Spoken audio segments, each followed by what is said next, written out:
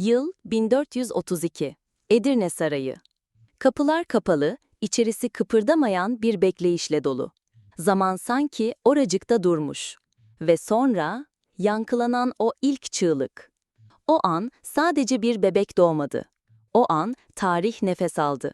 Gök kubbe ürperdi. Çünkü sen geldin. Ama sen sıradan bir doğumla gelmedin dünyaya. Senin gelişiyle sarayın duvarları dahi bir başka titreşti. Devletin ak saçlı vezirleri göz göze geldi, kelimeler boğazlarında düğümlendi.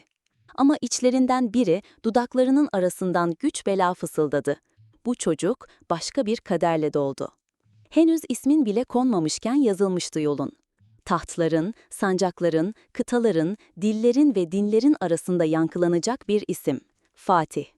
Ama önce Mehmet dediler sana. Saray halkı farkındaydı. Bu isim senin büyüklüğünü taşıyamayacak kadar sade kalacaktı. Çünkü daha beşikteyken senin gözlerinin derinliklerinde Konstantiniye'nin silüeti gizliydi. Senin oyuncakların olmadı. Senin haritaların vardı. Masallar yerine sana sefernameler okundu. Ninni niyetine kulağına fısıldananlar Akşemseddin'in ağzından dökülen fetih ayetleriydi. 4 yaşında Elif Ba'yla tanıştın. 6 yaşında Arapça cümleler kuruyordun. 7 yaşında kılıç kuşanıp at binmeye başladın. Sen daha diz bağın çözülmeden toprakla yemin ettin. Çünkü sen çocuk değildin. Sen geleceğe mühürlenmiş bir iddianın cisimleşmiş halindeydin. Ve bu mühür bir gün dünya tarihinin en görünmez yerine alnının tam ortasından basılacaktı. 12 yaşında tahta oturtulduğunda saraylılar ürktü. Bu yaşta tahta oturur mu hiç dediler. Yüzlerine acıma yerleşti. Ama sen sustun. Sadece sen değil, devlet de sustu. Ama dışarısı susmadı. İçeride sarsıntılar, dışarıda Haçlılar birleşti. Senin daha süt dişlerin yerindeyken adın kılıçların ucunda anılmaya başlandı. Ve sonra tahttan indirildin. Ama bu seni eksiltmedi, aksine büyüttü. Çünkü senin için taht bir oturak değil, bir sınavdı. Ve o gün sessizce karar verdin. Bir daha döndüğümde yalnızca tahtı değil, dünyanın aklını fethedeceğim. Geriye çekildin. Ama bu bir geri adım değildi. Bu ileri zıplamanın hazırlığıydı. Kendini kitaplara gömdün. Yunanca, Latince, Farsça. Düşmanlarının dillerini onların generallerinden daha iyi konuştun. Savaş stratejileriyle uyudun. Haritalarla kahvaltı yaptın. Uykularından İstanbul'un hayaliyle uyandın. Herkes senin sustuğunu sandı. Oysa sen içinden kısık bir sesle fısıldıyordun. Vakti geldiğinde öyle bir geleceğim ki gökyüzü bile rengini değiştirecek. Ve vakit geldi. 19 yaşındaydın. Genç dediler, tecrübesiz dediler. Ama senin gözlerinde bir şehir vardı. Konstantiniye, Roma'nın incisi, peygamberin müjdelediği yer. Asırlar boyunca onlarca hükümdarın diz çöktüğü, surlarının önünde çaresizlikle beklediği o şehir. Senin gözünde alınamayacak hiçbir yer yoktu. Çünkü sen sadece bir ordu değildin. Sen inançla yoğrulmuş, geceler boyu büyütülmüş bir karardın. Ve bu mühür bir gün dünya tarihinin en görünmez yerine alnının tam ortasından basılacaktı. 12 yaşında tahta oturtulduğunda saraylılar ürktü. Bu yaşta tahta oturur mu hiç ediler? Yüzlerine acıma yerleşti. Ama sen sustun. Sadece sen değil, devlet de sustu. Ama dışarısı susmadı. İçeride sarsıntılar, dışarıda Haçlılar birleşti. Senin daha süt dişlerin yerindeyken adın kılıçların ucunda anılmaya başlandı. Ve sonra tahttan indirildin. Ama bu seni eksiltmedi, aksine büyüttü. Çünkü senin için taht bir oturak değil, bir sınavdı. Ve o gün sessizce karar verdin. Bir daha döndüğümde yalnızca tahtı değil, dünyanın aklını fethedeceğim. Geriye çekildin.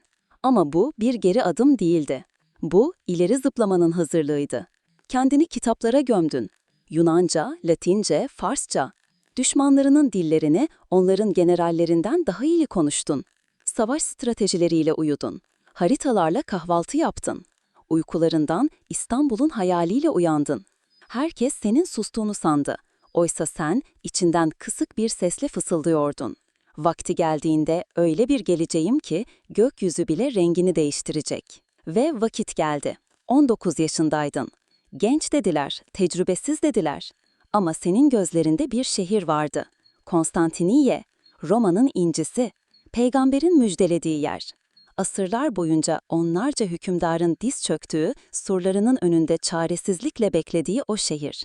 Senin gözünde alınamayacak hiçbir yer yoktu. Çünkü sen sadece bir ordu değildin. Sen, inançla yoğrulmuş, geceler boyu büyütülmüş bir karardın. Gemileri karadan yürüttüğün gün dünya deliye döndü. Zincir mi çektiler Haliç'e? Sen, zinciri engel değil, heves saydın. Dökülen toplar yıldızlardan bile daha ateşliydi. Surlar çatladı, direnç kırıldı. Ve sabah geldi. 29 Mayıs 1453. Toplar sustu. Askerler nefesini tuttu. Şehir ölüm sessizliğinde. Sen en önde ilerliyorsun. Ne bir korku, ne bir tereddüt. Sadece dudaklarında o cümle. Ya ben İstanbul'u alırım, ya İstanbul beni. Ve sen o kapıdan girdin. Dünya diz çöktü. Çağlar birbirine karıştı. O gün bir şehir alınmadı sadece. Bir çağ bitti, bir başka çağ seninle başladı. Artık sen sadece Mehmet değildin. Sen Fatih Sultan Mehmet'tin. Ama işin orada bitmedi. Sen savaşla yetinmedin. Sen medeniyet kurdun. Ayasofya'yı camiye çevirdin. Ama içinde ibadet edenin dinine dokunmadın. Çünkü sen adaletin hakkını bilen bir sultandın. Bilimi saraya davet ettin. Matematik, astronomi, felsefe hepsi senin gölgenin altında gelişti. Leonardo da Vinci'ye köprü çizdirdin. Seni sadece asker zannedenler zekan karşısında da diz çöktü. Sen sadece toprakları değil, akılları da fethettin. Yıl 1481. Yeni bir sefere çıktın. Gidilecek yer sır gibi saklandı. Kimisi Rodos dedi, kimisi Roma. Ama herkesin bildiği tek bir şey vardı. Senin yürüdüğün yere tarih bile ürkerek bakardı. Yolda hastalandın. Zehir diyen oldu. Ama senin ölümün bile sırlarla doluydu.